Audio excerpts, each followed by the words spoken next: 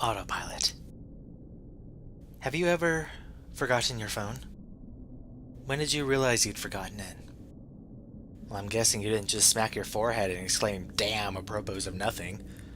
The realization probably didn't dawn on you spontaneously. More likely, you just reached for your phone, pawing open your pocket or handbag, and were momentarily confused by it not being there. Then you did a mental restep of the morning's events, and shit. Well, in my case, my phone's alarm woke me up as normal, but I realized the battery was lower than I expected. It was a new phone, and it had this really annoying habit of leaving applications running that drained the battery overnight. So, I put it on to charge while I showered instead of into my bag like normal. It was a momentary slip from the routine, but that was all it took. Once in the shower, my brain got back into the routine it follows every morning, and that was it. Forgotten. This wasn't just me being clumsy, as I later researched. This is a recognized brain function. Your brain doesn't just work on one level, it works on many. Like, when you're walking somewhere, you think about your destination and avoiding hazards, but you don't need to think about keeping your legs moving properly. If you did, the entire world would turn to one massive, hilarious Quap cosplay. I wasn't thinking about regulating my breathing. I was thinking whether I should grab a coffee on the drive to work, which I did. I wasn't thinking about moving my breakfast through my intestines. I was wondering whether I'd finish on time to pick up my daughter Emily from nursery after work, or get stuck with another late fee. This is the thing. There's a level of your brain that just deals with routine, so that the rest of the brain can think about other things. Think about it. Think about your last commute. What do you actually remember? Little, if anything, probably. Most common journeys blur into one, and recalling any one in particular is scientifically proven to be difficult. Do something often enough, and it becomes routine. Keep doing it, and it stops being processed by the thinking bit of the brain, and gets relegated to a part of the brain dedicated to dealing with routine. Your brain keeps doing it without you thinking about it. Soon, you think about your route to work as much as you do keeping your legs moving when you walk, as in, not at all. Most people call it autopilot, but there's danger there.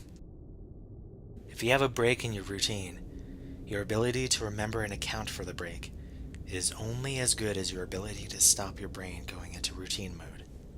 My ability to remember my phone being on the counter is only as reliable as my ability to stop my brain entering morning routine mode, which would dictate that my phone is actually in my bag.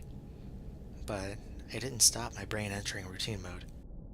I got in the shower as normal, routine started, exception forgotten. Autopilot engaged. My brain was back in the routine. I showered, I shaved, the radio forecasted amazing weather, I gave Emily her breakfast and loaded her into the car. She was so adorable that morning. She complained about the bad sun in the morning blinding her, saying it stopped her having a little sleep on the way to the nursery, and left. That was my routine. It didn't matter that my phone was on the counter, charging silently. My brain was in the routine, and in the routine my phone was in my bag. This is why I forgot my phone. Not clumsiness, not negligence. Nothing more than my brain entering routine mode and overriding the exception. Autopilot engaged. I left for work. It's a swelteringly hot day already. The bad sun had been burning since before my traitorously absent phone woke me. The steering wheel was burning hot to the touch when I sat down. I think I heard Emily shift over behind my driver's seat to get out of the glare. But I got to work, submitted the report, attended the morning meeting. It's not until I took a quick coffee break and reached for my phone that the illusion shattered. I did a mental restep. I remembered the dying battery. I remembered putting it on to charge. And I remembered leaving it there. My phone was on the counter. Autopilot disengaged. Again, therein lies the danger. Until you have that moment, the moment you reach for your phone and shatter the illusion, That part of the brain is still in routine mode. It has no reason to question the facts of the routine. That's why it's a routine. Attrition of repetition. It's not as if anyone could say, "Why didn't you remember your phone? Didn't it occur to you? How could you forget? You must be negligent." This is to miss the point. My brain was telling me the routine was completed as normal, despite the fact that it wasn't. It wasn't that I forgot my phone. According to my brain, according to the routine, my phone was in my bag. Why would I think to question it? Why would I check? Why would I suddenly remember out of nowhere that my phone was on the counter? My brain was wired into the routine, and the routine was that my phone was in my bag. The day continued to bake.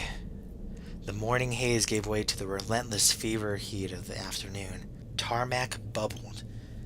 The direct beams of heat threatened to crack the pavement. People swapped coffees for iced smoothies.